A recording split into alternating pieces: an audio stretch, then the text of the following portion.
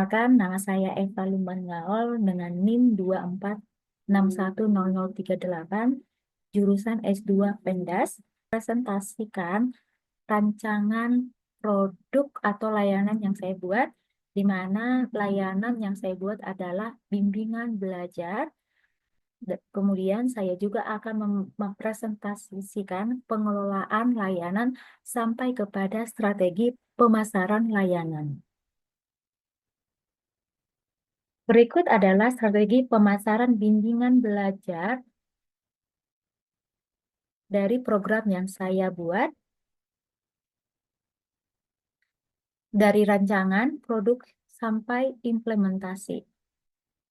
Adapun konten-kontennya terdiri dari satu, rancangan produk bimbingan belajar, yang kedua, pengelolaan produk layanan, terus yang ketiga, strategi pemasaran layanan. Rancangan produk bimbingan belajar berikut adalah konsep layanan utama dari program bimbingan belajar. Yang pertama, program bimbingan akademik terpadu, di mana layanan bimbingan belajar dengan pendekatan yang komprehensif, yang mengintegrasikan materi kurikulum nasional dengan pengembangan keterampilan berpikir kritis dan pemecahan masalah. Lalu yang kedua, konsultasi belajar personal, di mana sesi konsultasi one-on-one dengan tutor ahli untuk mengidentifikasi kebutuhan belajar spesifik siswa dan merancang strategi belajar yang efektif yang sesuai dengan kebutuhan siswa. Lalu ada program yang ketiga, program digital interaktif, sistem pembelajaran online dengan konten yang interaktif, latihan soal yang adaptif, dan fitur pemantauan kemajuan belajar real time untuk mendukung pembelajaran yang mandiri. Berikut adalah fitur keunggulan yang ada di program bimbingan belajar yang saya buat. Yang pertama adalah tutor ahli berpengalaman, di mana tim pengajar profesional dan memiliki pengalaman mengajar yang terbukti mampu untuk meningkatkan pemahaman siswa dalam berbagai mata pelajaran. Lalu yang kedua, program belajar personalisasi, di mana kurikulum yang disesuaikan dengan kebutuhan dan gaya belajar masing-masing siswa untuk hasil pembelajaran yang optimal. Yang ketiga adalah pembelajaran interaktif digital. Platform belajar online dengan konten interaktif yang memungkinkan siswa belajar kapan saja, di mana saja, melalui perangkat yang mereka gunakan. Yang keempat, analisis kemajuan siswa, di mana sistem pemantauan perkembangan belajar yang memberikan laporan detail tentang kekuatan dan area yang perlu ditingkatkan untuk setiap siswa. Unggulan kompetitif, yaitu terdiri dari satu, diferensiasi layanan bimbingan belajar, di mana kegiatan ini menawarkan pendekatan belajar yang unik dibandingkan dengan kompetitor lainnya, dengan metode personalisasi dan teknologi yang adaptif untuk mendapatkan hasil belajar yang optimal. Yang kedua, ada tim pengajar yang berkualitas, didukung oleh tenaga pengajar yang berpengalaman, yang mampu memberikan bimbingan yang berkualitas tinggi sesuai dengan kebutuhan siswa. Yang ketiga, metode pembelajaran inovatif, mengintegrasikan teknologi terkini dengan pendekatan pedagogis berbasis penelitian untuk menciptakan pengalaman belajar yang efektif dan menarik.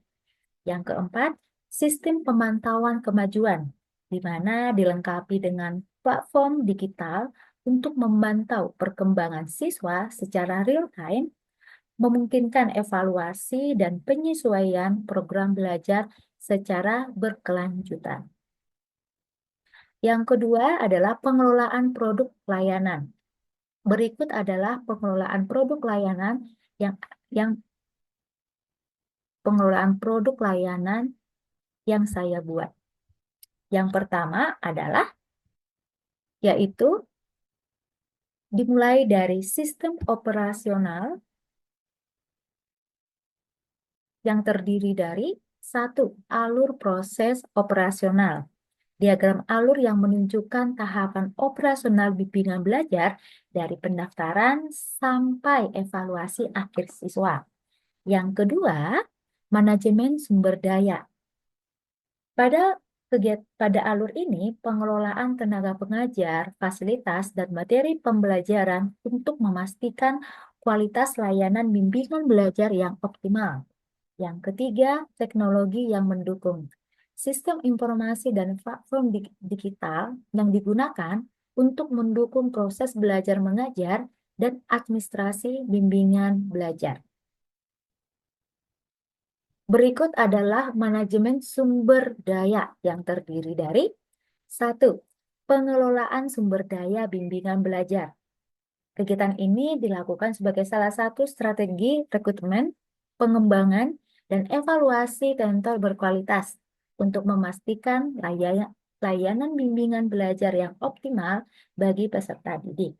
Yang kedua, alokasi sumber daya, perencanaan distribusi, sumber daya manusia, finansial, dan fasilitas untuk mendukung operasional bimbingan belajar secara efisien.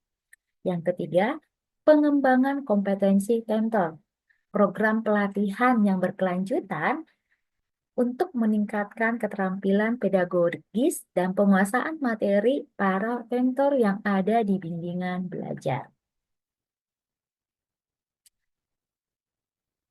Berikut adalah pengembangan berkelanjutan yang akan dilakukan,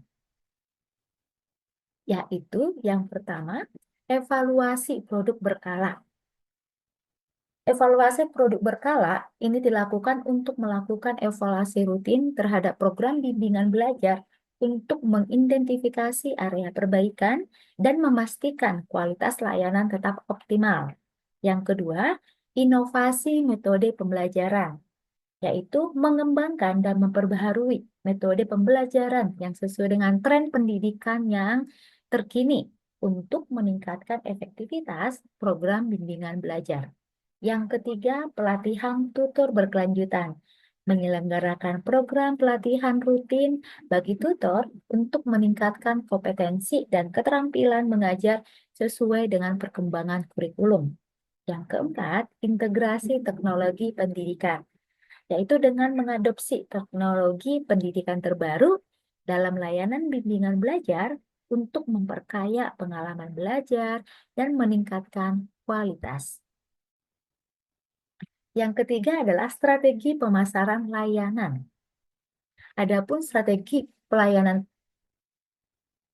pemasaran di program saya yaitu segmentasi target pasar. Yang pertama, demografi siswa. Pengelompokan siswa berdasarkan usia, jenjang pendidikan, lokasi, dan geografis, dan kemampuan akademis untuk menyesuaikan layanan bimbingan belajar. Yang kedua, kebutuhan pembelajaran, yaitu dengan mengidentifikasi kebutuhan spesifik seperti persiapan ujian, penguatan mata pelajaran tertentu, atau pengembangan keterampilan khusus. Yang ketiga adalah kemampuan finansial, yaitu dengan menganalisis daya beli target pasar untuk menentukan struktur harga yang sesuai dan strategi penawaran paket layanan bimbingan belajar. Berikut adalah saluran promosi yang efektif yang akan dilakukan di program bimbingan belajar, yaitu dengan memanfaatkan media sosial dan pemasaran digital, dengan memanfaatkan platform media sosial untuk mempromosikan layanan bimbingan belajar dengan konten edukatif, testimoni, dan penawaran khusus kepada target pasar. Lalu, yang kedua, kolaborasi dengan sekolah, menjalin institusi pendidikan untuk memperkenalkan layanan bimbingan belajar, seperti seminar, workshop, dan program khusus.